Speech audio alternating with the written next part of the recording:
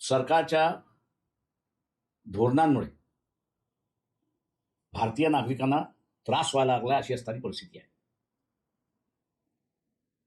Iran आपल्याबरोबर जम्मू आणि काश्मीरच्या प्रश्नावरती उभा राहिला, परंतु अमेरिका आणि इस्रायल यांनी इराणवरती ज्यावेळेस हमला केला त्यावेळेस आपण इराणच्या बाजूने नाही असं स्पष्ट केलं.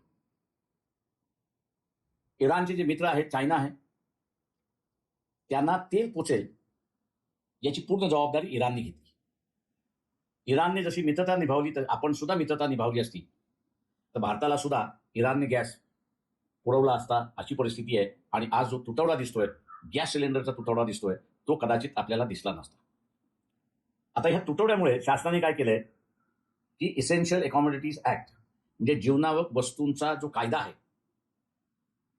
तो लागू केला. आणि त्याच्याच बरोबर हे सांगितलं हे आंदोलन तुम्हाला करता येणार नाही.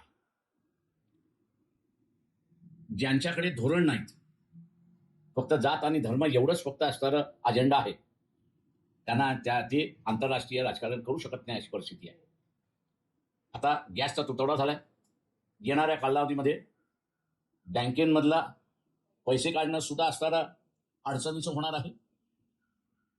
आणि ते जर झालं तर सामान्य माणसाचा बँकेमधला पैसा हा बँकेतच राहणार नाही अशी असणारी परिस्थिती आहे.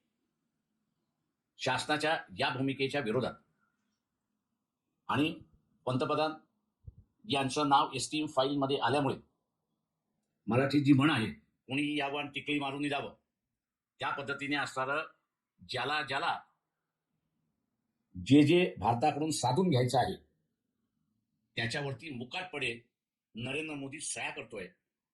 आणि एग्रीमेंटच्या नावाखाली ते लोकांना सांगतात आहेत अशी परिस्थिती आहे.